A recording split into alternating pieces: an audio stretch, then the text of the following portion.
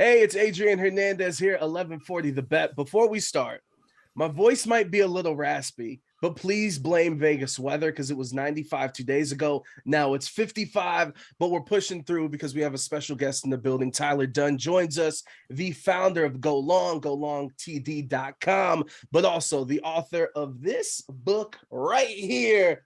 Oh, you got it there. I got it here. The Blood and Guts, How Tight Ends Saved Football just went on sale last week, right before National Tight Ends Day, available on Amazon. Tyler, welcome to the show. Thank you for joining us. But the first question I ask every author is if someone goes through this book via audiobook, do you consider it completed and can they say they read it once it's finished?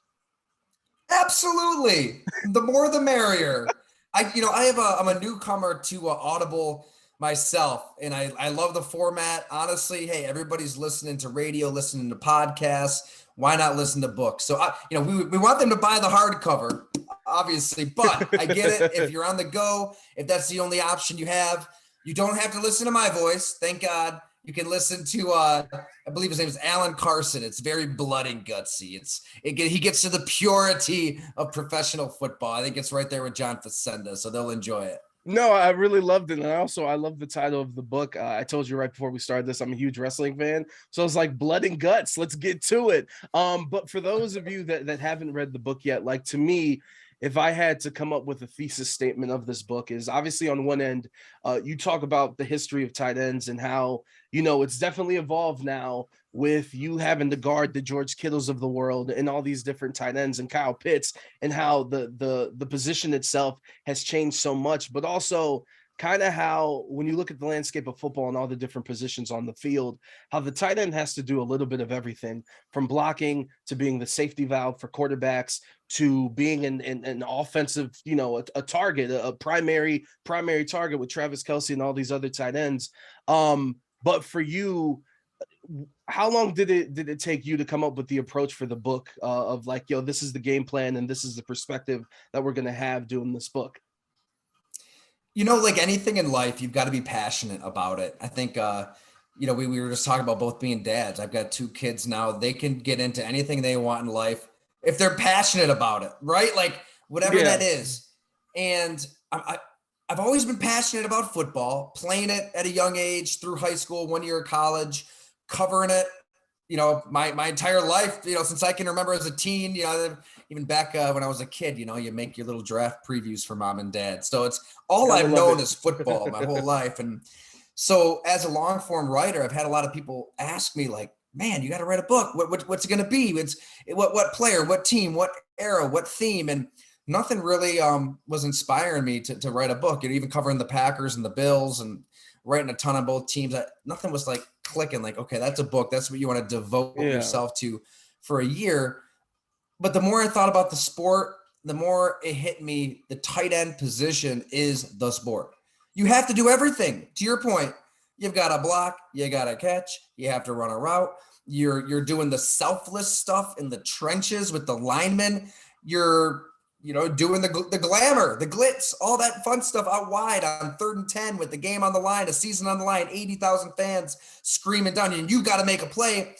It's the best of all worlds, let alone the fact that you got that mental pressure. I think that's a big element of this book too. So many of these tight ends at some point in their life, mentally off the field, had to work through something psychologically. They had to overcome something in life. Dallas Clark, his mom dying in his arms. Jimmy Graham, fearing for his life inside of a group home. Ben Coates, building roofs his whole life as a kid, age 7, age 20. His dad's a World War II vet, loses his dad. His brothers go to the Middle East. All these guys kind of overcame something. And I think I just threw myself into the tight end world and just hope for the best, see where it went. And you can really see year to year, decade to decade, era to era, how these are the players saving the sport we love. The purity of the sport that we love is found right there at the tight end position. No, 100%. I'm curious because, like you said, in going through the story of some of these tight ends and Dallas Clark and everything that's happened, you kind of humanize everybody throughout the story of all these different tight ends. And I'm curious, in the process of writing this book, I mean, even the first chapter starts with Mike Ditka, and of course, you go on to some of these more modern tight ends. Out of all these different conversations that you got to have with all these legends, which one meant the most to you? Man, I haven't had anybody frame it to me like that. I like that question a lot because all of these hangouts were incredible. I mean, Jeremy Shockey down at Miami Beach talking about bar That can't be fights and fun. That can't be fun at all. Although, real quick, as we pause, hold on a second. That is Ohio State beating Miami, 20-year anniversary of oh, the there it championship. is. But please continue. Sorry. I mean, that was fun as hell. Dallas Clark felt like the brother that I never had from another mother. Just, such a good human being, like somebody that anybody can relate to. That's the thing about the tight end position, because you have to do it all. I feel like us regular day folk can relate to the tight end. Like they're just down to earth dudes that are authentic and real and have personality. Look no further than Kelsey and Kittle and Gronk and Gonzalez. But to answer your question, I think it's Jackie Smith. And some of your listeners might be like, who? Or isn't that the guy who dropped the pass in the Super Bowl? And he is so much more than those 5.5 seconds in his life. It took a while in conversation to really go down that dark road, because it's not something you just want to bring up. We got together in St. Louis and, we're having a couple beers. He's 82 years old now, unbelievable shape. We talk a lot about former players hurting mentally and physically. He is in incredible shape. But I'll say this, hanging out with Jackie Smith, it was like hanging out with my grandfather. Just unbelievable heart, unbelievable soul. And you can feel the pain that he went through after that play. I mean, it defined him to so many people across the country. And it's hard, right? I mean, I can't imagine any of us being defined by a blip in time. So to go down that road and see the tears in his eyes and see him pull out a Ralph Waldo Emerson poem, it was unbelievable. And I think that people are going to take some life lessons from that chapter and that conversation. And speaking of more conversations that you've had in this book, one that I'm kind of curious about to see if you guys did talk about this, but and I know recently you dropped the article about your 10 top tight ends at the time, and you had Gronk as number one.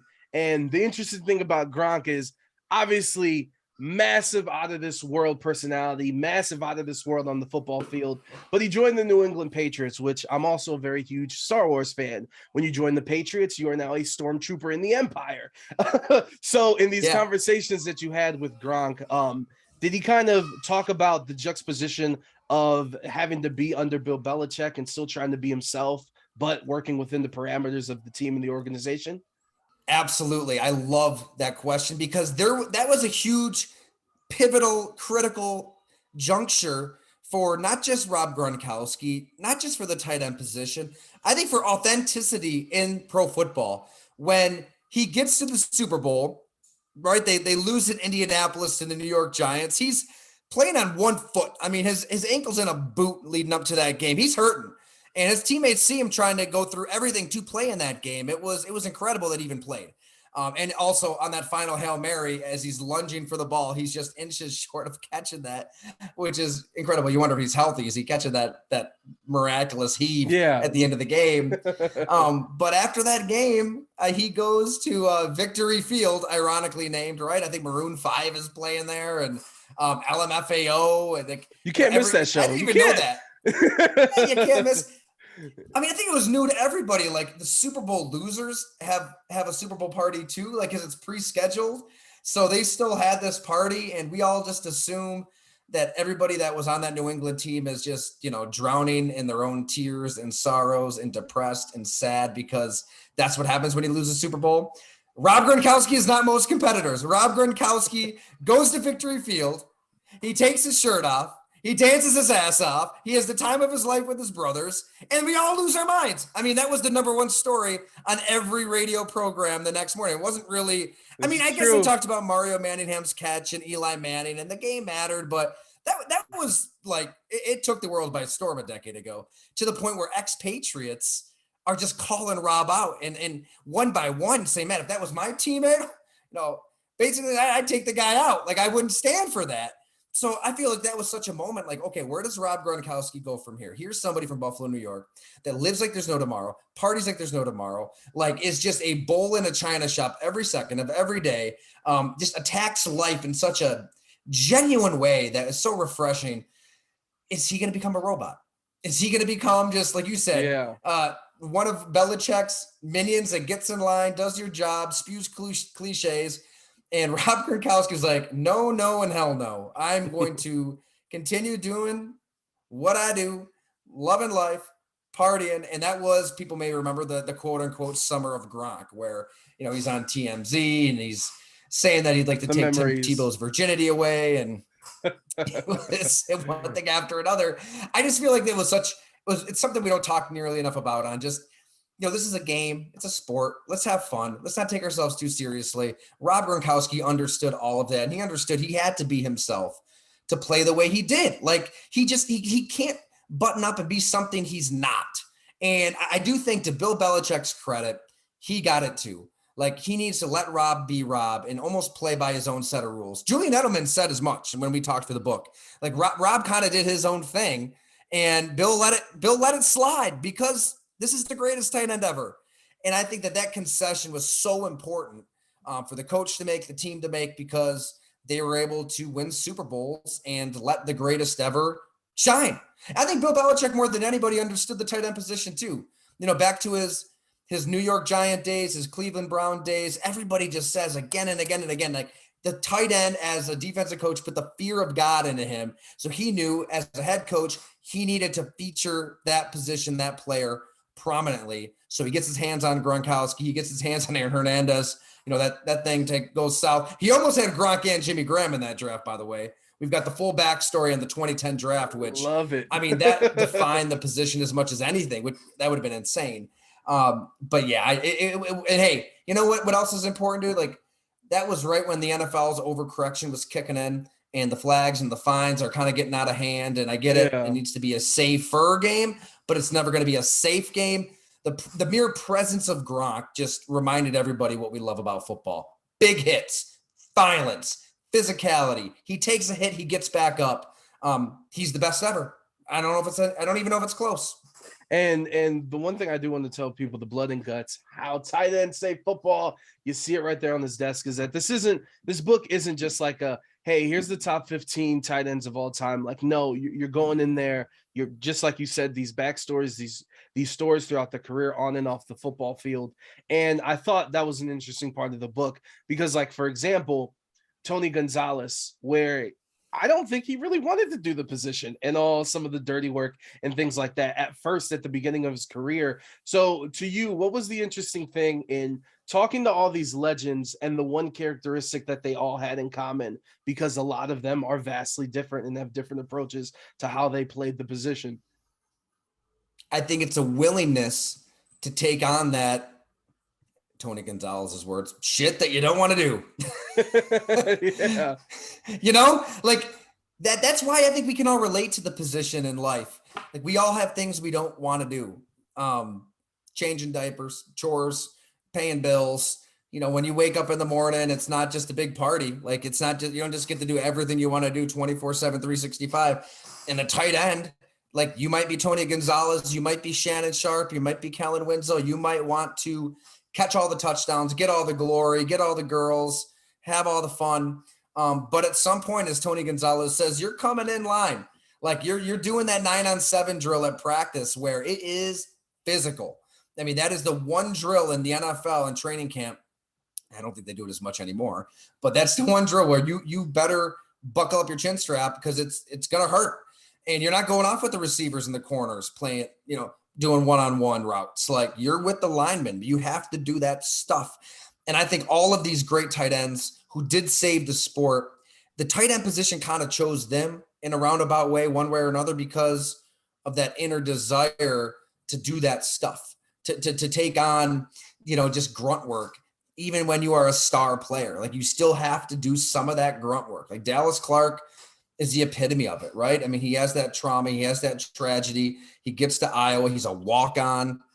like a 6-7 string linebacker. I mean, he didn't even have a number at first. It was like magic marker written on his gear, like 3-digit. 103. Right. And he's like, he told us one story of a sports trainer, like, he was like, check it out. I think it was like socks. And he just kind of like threw him at Dallas. Like, yeah, here you go. Like, you're not even a real player. You don't even deserve these.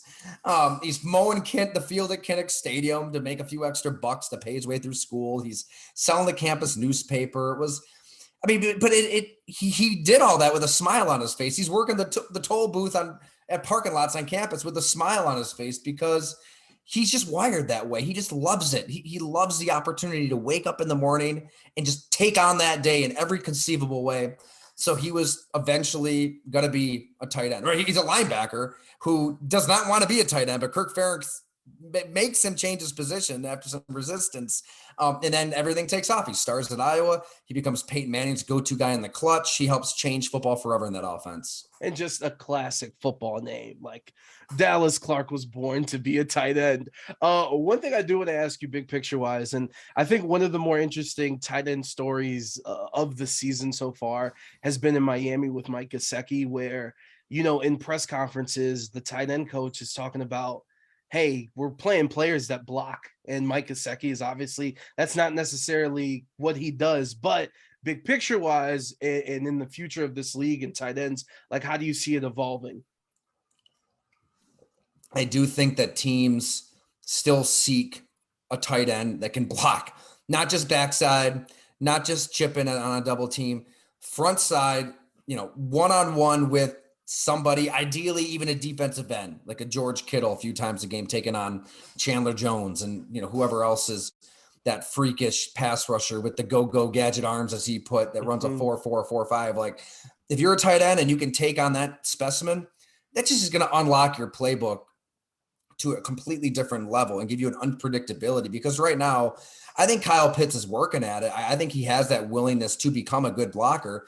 But if he's on the field and Atlanta lines up, you're not fearful of a power run play heading Kyle Pitts' direction. Not right now. So I think that you still want that. Now, they don't grow on trees because they don't make them in college as much anymore. So you're more so projecting, okay, Mark Bruner, he's an old school tight end from the Pittsburgh Steelers. We have a chapter on him in the book where he was that throwback. He loved to block. Well, now he's a college scout for the Pittsburgh Steelers. And he even said, look, when we're looking at tight ends, we more so look for the willingness to block. And then from there, we just hope we can teach him, maybe add 10, 15 pounds and teach some technique. And that year, 2 year, 3 year, 4, maybe at that point, they're ready to block power in that situation because those guys just don't exist. It's not necessarily a bad thing. I don't think that the tight end position is just going extinct. I think more than anything, what Tony Gonzalez created at the turn of the century and proving to the world, you want an athletic tight end that can make plays down the field, that 6'5" basketball player who's severely undersized in the paint. Well, put him on a football field and he can dominate. It went that direction to Jimmy Graham, Antonio Gates, Rob Gronkowski, Travis Kelce, George Kittle.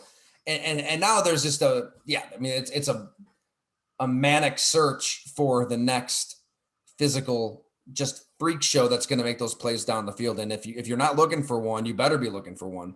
I don't think that's bad. I know the title of the book is Blood and Guts because we love everything happening in the trenches, but I think now the blood and guts of professional football is having a player like Tony Gonzalez or something as close to him as you can find. I mean, it speaks to all the Chiefs' success with Travis Kelce and all the things that he can do.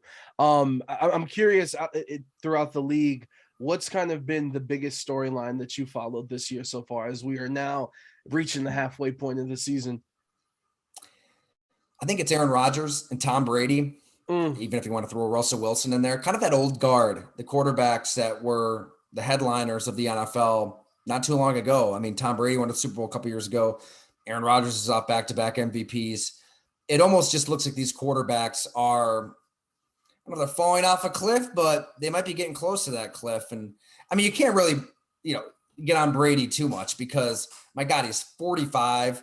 He's already like way past the expiration date that everybody could have had for him and won Super Bowls, and he's the greatest of all time. And I think he's just on house money at this point. And obviously he's going through a lot off the field with a divorce. So who knows how much of a factor that is on top of everything. But to Aaron Rodgers, it is fascinating to me that the Green Bay Packers had the opportunity to transition into another era. And hey, you already drafted a quarterback in the first round. You can get your 3 firsts, your 3 seconds, a package of players for an MVP quarterback and move on, because it's inevitable. I mean, the athleticism, the arm strength, the mobility, all of that is bound to fade. That's why you drafted Jordan Love in the first place. Yeah. Yet they conceded to Aaron Rodgers. They gave him personnel power. I mean, he has a seat at the table now. They gave him $150 million that he's guaranteed. He could retire at any second, and he just is an average quarterback now. He's ordinary. I know there's problems elsewhere on the roster. I know Aaron Rodgers is deflecting blame and refuses to take any accountability whatsoever, even as the leader of the team, even as the back-to-back MVP, which is a fascinating subplot to his demise, if you want to call it that. I mean, if they lose to Buffalo, they're 3-5, and Hey, I they'll have be to 4-7 ask here pretty quick. But it's Sorry not to- looking good. I don't know how Green Bay gets out of this. I do want to ask you, because for those that don't know, you did cover the Packers for a long time. What was your relationship with Aaron in covering the team in your history with the Packers?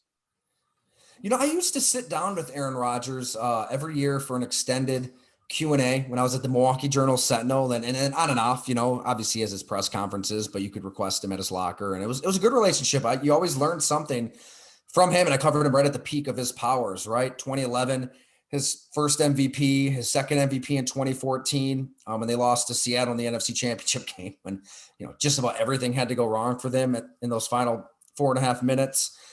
Bright, brilliant, but I'll say, yeah, the relationship probably took a turn for the South with a certain story I wrote at Bleacher Report in 2019. I feel like that's a theme with him, though, and others, but it is. Oh, yeah, it is. Yeah, he's maybe not the best when it comes to relationships with people. I mean, he hasn't talked to his family since 2014. Anyways, that's a whole other story. Yeah. But yeah, just to answer your question, I mean, it wasn't a shock when I wrote that story, kind of as an autopsy of sorts on what happened in the Rodgers McCarthy era in Green Bay. I had a lot of sources, a lot of people explaining, you know, how both were at fault for them not winning more Super Bowls like they absolutely should have with a quarterback that talented. And yeah, I mean, he's an unbelievably sensitive guy. And I think that works to his advantage, because he'll take any slight and use it. I mean, they drafted Jordan Love and he had back-to-back MVPs in his late 30s. So, I mean, they knew what they were doing when they were taking him. You piss him off, it's not the worst thing in the world. But yeah, I figured he would sit down with an ally, a surrogate in the local media there that he's been friends with for a long time, and break the story down meticulously. And we see it now. I mean, hey, they're just off of a pretty bad loss. I can't keep them straight. The Commanders, the Jets was the week before. Yeah. And, he goes on Pat McAfee and doesn't, he's talking about everybody else's mistakes but his, and he says it jokingly, but there's obviously he's serious too. Like, he wants to get his point across that Tom Clements gave him the highest grade that he gave anybody all year. So I don't know how this ends, but I don't think it's gonna be pretty, dude. I really don't. Yeah, and let's try to transition back into tight ends. But I also want to talk to you about our Raiders here in Las Vegas. Darren Waller, one of the best tight ends in the league, got a new contract going into this season. Dealing with a hamstring injury. It didn't play versus the Texans. Obviously, the expectations going into the season with the Josh McDaniels as a new head coach, getting Devontae Adams from the Packers. They're 2-4 or 3-4 now. Whatever it is, it wasn't what anyone expected. From a national perspective, from the outside looking in, what have you thought of the Raiders, and do you think this is still a playoff team? Is that still possible? Right. The deal Green Bay should have done is trade Rodgers to Vegas when Gruden's there, when Gruden wanted him. Take Carr, give Devontae Carr, and you're looking pretty, right? Yeah. I'm bullish on the Raiders. I think they've got talent. I think Devontae Adams, just in pure receiving ability, is probably the best in the NFL. He's unbelievable. Just an insane, ridiculous talent. I think that, yeah, I mean, they're feeding him now. They had a little rough patch early in the year with how teams were covering him. I think Derek Carr and the Raiders have done a good job adjusting and like, hey, let's just feed him as much as humanly possible. And I think they've got the right coach. I think they've got a play caller that is at the cutting edge of offensive football, that's going to find a way to scheme things up, a good running game. I've always loved Derek Carr. I think he's one of the more underrated quarterbacks in the entire NFL. That, God, his story is remarkable. I don't know if people know the full story of him in college and what he had to go through when he's kind of a partying animal himself at Fresno State. He meets his future wife, completely turns his life around, and it turns his football career around. I know that the wins necessarily haven't been there through the duration of his career, but I still feel like there's a chance, there's a lane for the Raiders to contend. Honestly, how many just elite NFL teams are there right now? 3 or 4, if that, like Buffalo, Kansas City, Philly. Yeah. Beyond them, it's a crapshoot. It's about getting hot and healthy at the right time, and they could do that. And also Chargers dealing with whatever's going on over there. The Broncos, Russell Wilson struggling. So I do think, and the schedule gets a little easier. But before we get out of here, two more questions. One of which I'm curious, this may be selfish because I really want to know, but of course you covered the Bills, you covered the Packers, you worked for Bleacher Report. Now you're on your own, golongtd.com. Be sure to check it out. The state of journalism and how you feel everything is going, where, everyone is trying to be everything on social media. And one of those things is trying to be a journalist when they're not necessarily that. So what's the state of journalism in sports? How do you see it? Yeah, right. I think the new age quote unquote journalism is to tweet things out in all lowercase and have a witty GIF, maybe a pun, maybe a take in 140 characters or so, and you're good to go. But no, that's why I created Go Long. I just wanted to move away from all the nonsense, all the BS, and just lean into relationships I've kind of built up over the last 12, 13 years covering the game.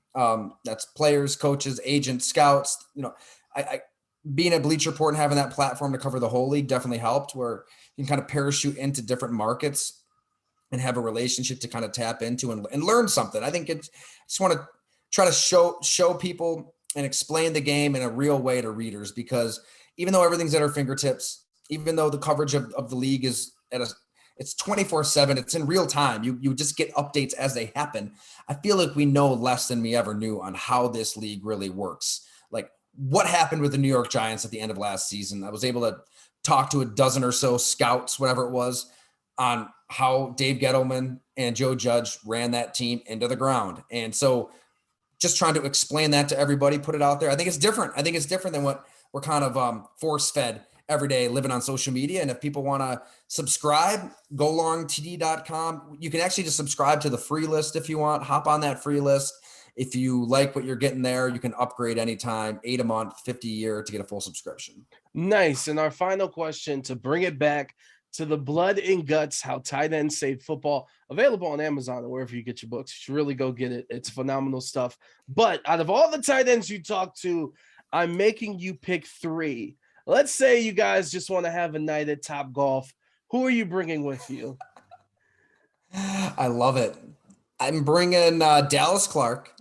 Like I said, heart of gold, stories for days, hilarious, funny, but you're going to learn something about yourself and about life. I mean, just profound life lessons through his life experiences. Plus, he might bring Peyton Manning with him because they're tight. So, that might be a bonus. Smart, heady play. Exactly. Yeah. So definitely Dallas Clark for sure. And let's go with, I'm trying to think of an old timer I want to throw in there. How about Shannon Sharp? Okay. Business is picked up. We see him on TV. He's funny, but the roots of his sense of humor, people will find out in this book. It runs deep. It runs to the bus rides to games when he's just riffing and ripping and getting on guys for their suits and telling Anthony Lynn, I'm going to use your suit as a hanky. And he was so relentless to Terrell Davis. Like Davis just, his rookie year was hell. Like he couldn't, it was hard to get through the day, but it built up a camaraderie that made those Bronco teams as much as anything. So he would be hilarious. I think Shannon Sharp has to be there. And the final pick. The final pick. I just want to give you a good answer here. How about, Rob Gronkowski. God, it's staring us right in the face. Gronk's got to be there for the obvious reasons. You don't know what's going to happen because he's partying like there's no tomorrow. There it is. So Dallas Clark, Shannon Sharp, and Gronkowski, and so many more tight ends in this book, The Blood and Guts, How Tight Ends Save Football. Tyler, we went a little long. I appreciate you sticking with us. Congratulations on the book, and thank you so much for joining us. Thank you. Thank you so much, man. I really enjoyed the conversation, and thanks to your viewers and listeners, they were able to hear Ella and Sonny a little bit too. So that's always a bonus if you can Hey, hear our kids in the background. whenever the kids get to come into the office, it's always a good time. Tyler, thank you. Thanks, man. All right, that was perfect. Hey, Tyler, appreciate you. I'll probably reach out to you before the end of the year to get you back on the show. But best of luck on the press run. And I hope this does numbers because it's quality stuff. Dude. Thank you so much. Hey, no, thank you so much. If I can help spread the word anyway on my end, never hesitate. Before I forget, what's your Twitter handle? I'm not sure if I follow you.